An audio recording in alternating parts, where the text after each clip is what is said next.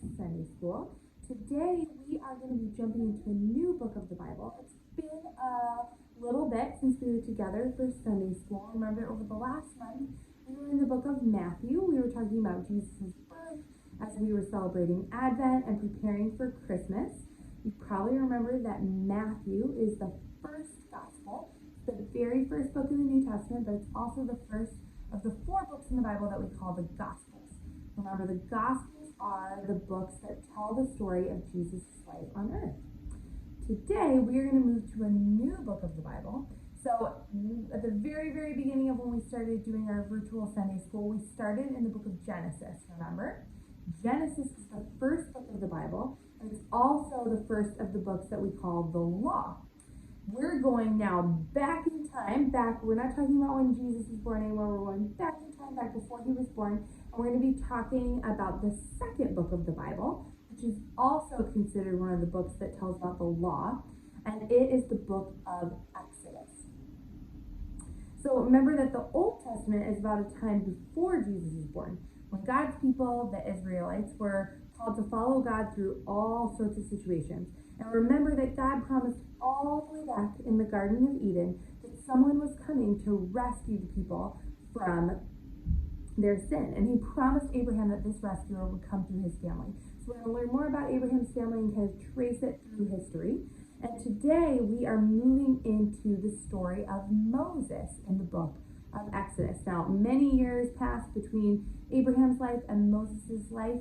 But we're going to be talking about Moses, and he was actually also the writer of the 5 books of the law. So Genesis and Exodus, Moses wrote both those books. Moses had a pretty unique and unusual childhood. You probably have heard some stories about it, but he was close to God and he talked to God. And I'm going to show you a picture really quick of something that reminds us of one of the ways that God talked to Moses. So one of the ways that God spoke to Moses was through a bush that was on fire. This bush, is called the burning bush. That's its name. And it must have reminded someone of the story of Moses, because you notice the bright colors, it almost looks like it's on fire. So it must have reminded, whoever named this bush must have been reminded of the true story of Moses that we are going to hear about today. So we're going to have a time of worship, and then we'll come back together to talk more about the book of Exodus and Moses.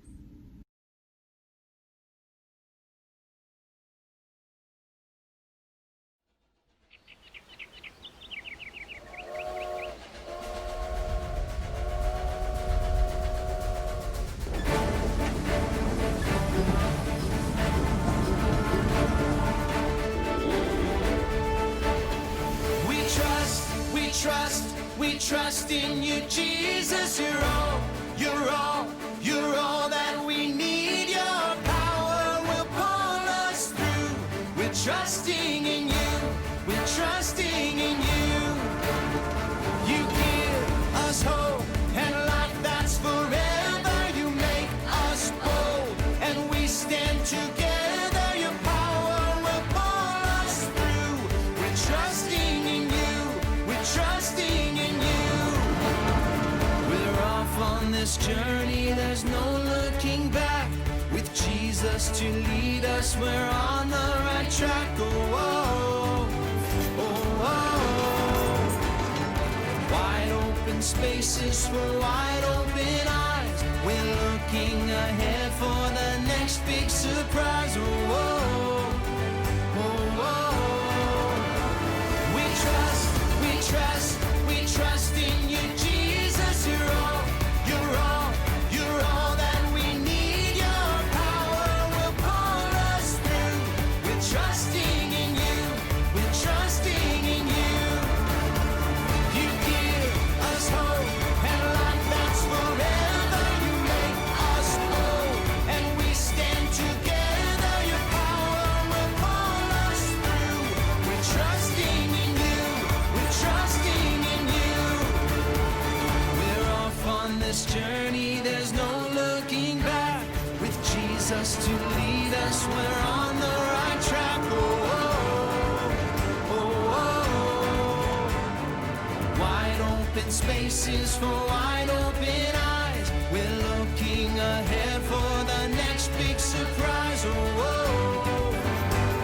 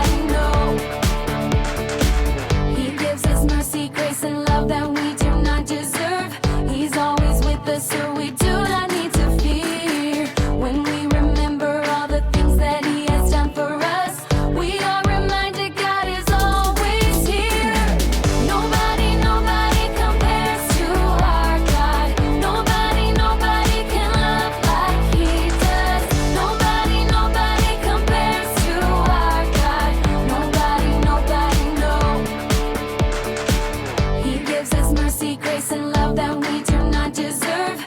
He's always with us, so we do not need to fear.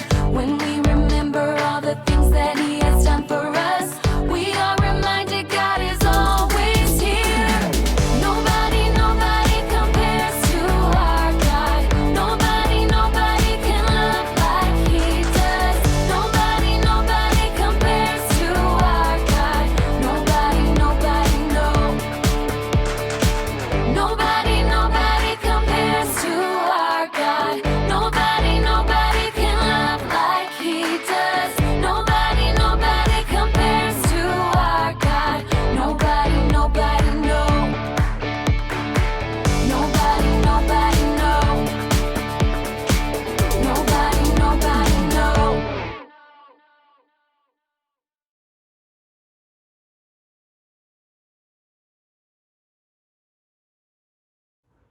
Exodus chapter 3, the burning bush. Now Moses was keeping the flock of his father-in-law Jethro, the priest of Midian, and he led his flock to the west side of the wilderness and came to Horeb, the mountain of God. And the angel of the Lord appeared to him in a flame of fire out of the midst of a bush. He looked, and behold, the bush was burning, yet it was not consumed. And Moses said, I will turn aside to see this great sight, why the bush is not burned. When the Lord saw that he turned aside to see, God called to him out of the bush, Moses, Moses. And he said, Here I am. And then he said, Do not come near. Take your sandals off your feet, for the place on which you are standing is holy ground. And he said, I am the God of your father, the God of Abraham, the God of Isaac, and the God of Jacob. And Moses hid his face, for he was afraid to look at God. Then the Lord said, I have surely seen the affliction of my people who are in Egypt, and I have heard their cry because of their taskmasters. I know their sufferings, and I have come down to deliver them out of the hand of the Egyptians, and to bring them up out of the land to a good and broad land, a land flowing with milk and honey, to the place of the Canaanites, the Hittites, the Amorites, the Perizzites, the Hivites, and the Jebusites. And now, behold, the cry of the people of Israel has come to me, and I have also seen the oppression with which the Egyptians oppress them. Come, I will send you to Pharaoh that you may bring my people, the children of Israel, out of Egypt. But Moses said to God, Who am I that I should go to Pharaoh and to bring the children of Israel out of Egypt? He said, But I will be with you, and this shall be the sign for you that I've sent you. When you have brought the people out of Egypt, you shall serve God on this mountain. Then Moses said to God, If I come to the people of Israel and say to them, The God of your fathers has sent me to you, and they ask me, What is his name? What shall I say to them?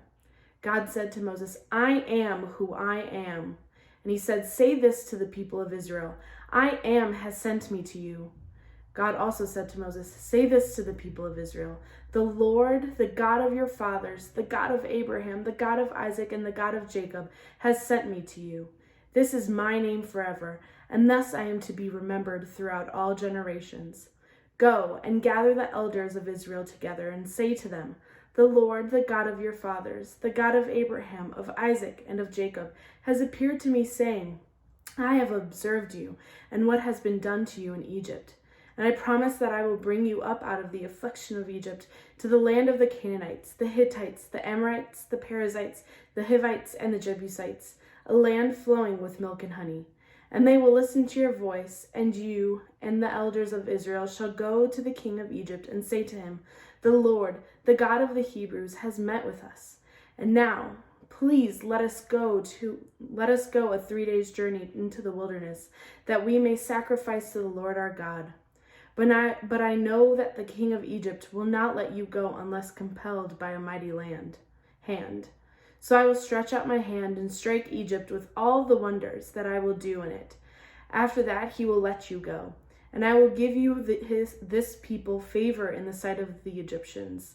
And when you go, you shall not go empty, but each woman shall ask of her neighbor, and any woman who lives in her house, for silver and gold jewelry, and for clothing. You shall put them on your sons and on your daughters, so you shall plunder the Egyptians. Okay, I am going to, as always, show you the picture from the lesson and retell the story in my own words. This is all from Exodus chapters 1 through 3. So I would encourage you later with your family to go and read the full passage. You could even do something fun like read it and then watch The Prince of Egypt or something like that, just to be talking more about the story for this week, to be learning and growing more together as you're learning God's Word. So I'm going to go ahead and tell the story to you now. The Israelites lived in Egypt and grew into a large group of people. A new Pharaoh became the leader of Egypt. The new Pharaoh was afraid of the number of Israelites. An Israelite woman had a baby, and because of the new Pharaoh, she hid her baby boy. She made a special basket for the baby and put him inside the basket. She hid the basket in the reeds of the Nile River. The baby's big sister, Miriam, watched the basket. Pharaoh's daughter came down to the river and she saw the basket. When she opened it and saw the baby, she felt sorry for the baby. Miriam asked Pharaoh's daughter, "Should I find a Hebrew woman to care for the baby?" Pharaoh's daughter agreed. The baby's mother cared for him until he was old enough to go and stay with Pharaoh's daughter, who named him Moses. Once Moses grew up, he traveled to Midian and became a shepherd. One day, Moses was watching the sheep and he saw something strange. A bush was on fire, but it did not burn up. Moses walked closer to the bush.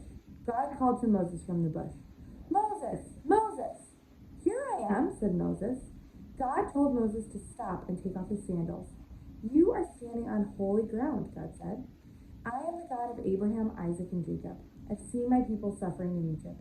I'm going to rescue them from Egypt and bring them to a new land. Go, I am sending you to Pharaoh so you may lead my people from Egypt." Moses wasn't sure. "If I go to the Israelites and they ask who sent me, what should I say?" God told Moses, "I am who I am. Tell them the Lord has sent you." God had a plan for his people. God was going to use Moses to lead his people from Egypt to their new home, the promised land. Okay, so remember, we said before we got into the passage at all that the Israelites came to be in Egypt because of Joseph, right? The family moved to Egypt when Joseph was able to rescue them from the years of famine, and they had been living there. And during that time, first of all, two important things happened. The family grew bigger and bigger and bigger and bigger, which makes sense, right? Because we know that Jacob had a lot of sons. So it makes sense that the family would grow pretty quickly. And then the other thing we learn is that there was a new Pharaoh. So this Pharaoh might not have known Joseph, and his family wouldn't have the same kind of relationship like that, maybe wouldn't trust them. And we know from our passage that the Pharaoh was afraid of this family.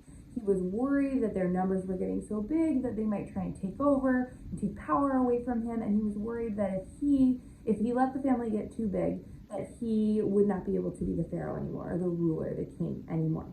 So he was afraid of the Israelites. So Moses was born at a particularly dangerous time, when Pharaoh had decided to kill all the Israelite baby boys to try and keep their numbers small, to keep their family from growing anymore, and to keep them from getting more powerful.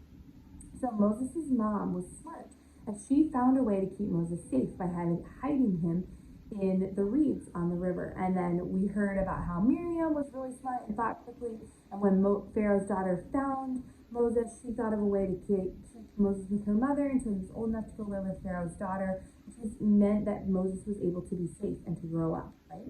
So that was, God used all of those things and was able to keep Moses safe. One of my favorite things about studying this period in the Old Testament is how we can see that God is faithful to his people and he keeps his promises, right? So we know that the Israelites are kind of in a tough spot. They're slaves in Egypt. They know that God has promised a rescuer is going to come from their family, but again, they're enslaved. They're not being treated well. Their babies are being taken and killed by Pharaoh. All of this is really a terrible situation, and it would be hard as an Israelite to feel confident, like, yes, I believe the promises of God. God is going to rescue us. God is going to send a rescuer through our family. It would be hard to see that in this kind of moment, right? But we have the advantage that we have seen Moses' life. We've seen the story of Jesus. We know that the rescuer is coming. So we can look back and think, wow, how amazing that God kept his promises to Abraham's family. So we see that Moses, by God saving him, by his sister and his mother helping to keep him safe when he was a baby, God had a plan for Moses. And he eventually took talking to him in the bush, sent Moses back to the Israelites, and Moses was able to save his people from the slavery in Egypt. He was able to lead his people out. God had a plan for him to lead his people out of Egypt and into the promised land. So again, one of my favorite things about studying the Old Testament is how we can see the ways that God has kept his promises to his people. And we can have confidence because of that God will keep his promises to us. All right, we're going to go now over to our Explore the Bible time.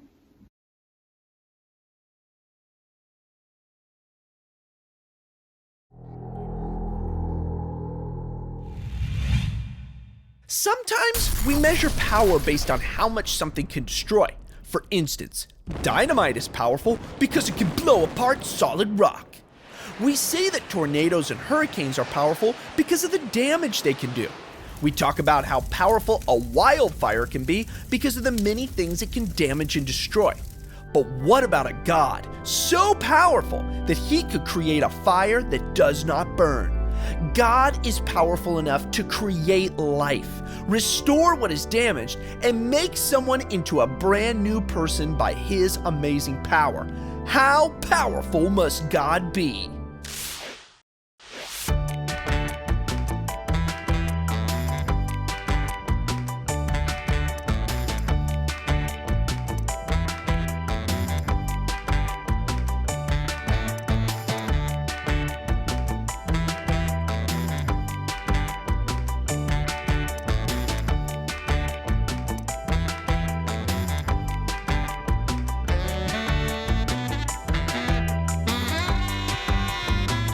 Turn in your Bibles to the book of Exodus. Today we are digging into a story about a bush that was engulfed in fire but was not consumed, and a fearful man who was transformed by one encounter with the God of all power. To help us, I'm taking you to the History of the Bible exhibit here at the Museum of the Bible. I'm Joel, this is Explore the Bible on location, and you guys are gonna love this place. See you inside.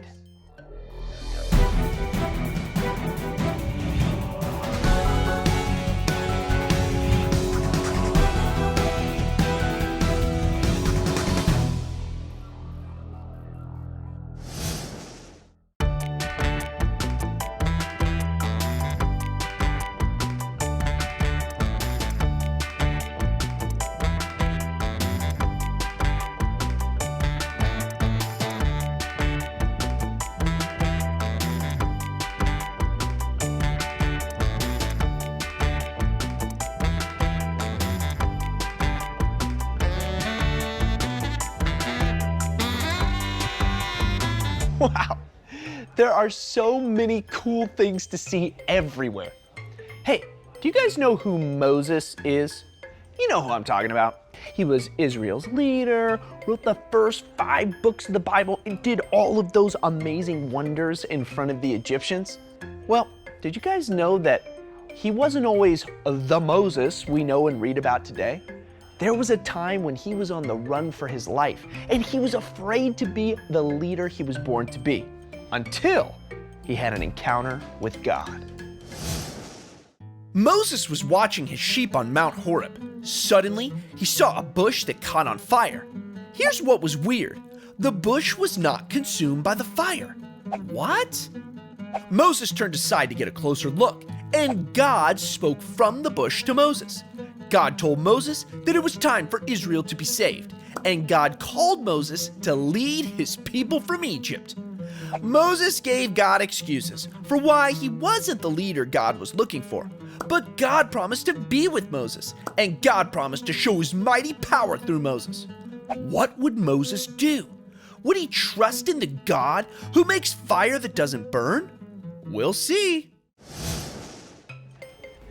What I love about the Museum of the Bible, and this exhibit in particular, the history of the Bible, is seeing all these old fragments of Scripture, all telling the story of God's glory, including the amazing things he did in an ordinary man like Moses. Behind me is a picture of the Jordan Valley in Israel. I want you to imagine you're a shepherd, kind of like Moses, and you're following sheep through a place that looks sort of like this. Now, what if you saw a bush that was on fire? Not too weird, but what if the wood in the bush was not consumed by the fire? That would be crazy. So Moses sees this. He turns aside to see what was going on. Behind me is a fragment of a manuscript of the book of Exodus. The book of Exodus tells us that Moses turned aside to see the burning bush, and that God spoke to Moses from the midst of the bush. God commanded Moses to go back to Egypt and to tell Pharaoh to let God's people go. Eventually, God had Moses write down what we know as the Torah, or the Pentateuch, the first 5 books of the Bible. Behind me are Torah scrolls. Those are copies of the original words that Moses wrote. God's people were enslaved and mistreated by Pharaoh, and they cried out to God for help. God heard his people and sent Moses to lead the Israelites from Egypt. "Who am I that I should go to Pharaoh?" Moses asked. God replied, "I will certainly be with you." "What if they won't believe me? I've never been eloquent. My mouth and my tongue are sluggish. Please, Lord, send someone else." Moses gave God lots of reasons why he wasn't the leader God was looking for. But over and over again, God provided what Moses needed, including the help of his brother Aaron. God said, "I will help both of you to speak, and I will teach you both what to do." Moses chose to trust in the God who can speak from fire that does not consume. Moses and Aaron went back to Egypt and trusted that God would be with them. There are many things that you and I are not. We all have limitations. We all have weaknesses. But God's name is I Am. God has no limitations, and He has 0 weaknesses. As long as God is by our side, anything He calls us to do is possible. And that's what we discover when we dig into the book of Exodus. I'm Joel. This is Explore the Bible on Location, and I think I'm going to try to copy down one of these Torah scrolls. That sign says it only takes about 1,200 hours, and that's like half a day.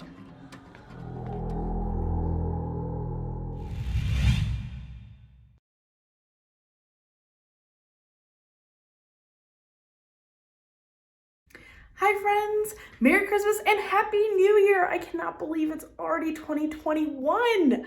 Well, as you can see, I'm not in my regular place, and that's because I'm in Colorado.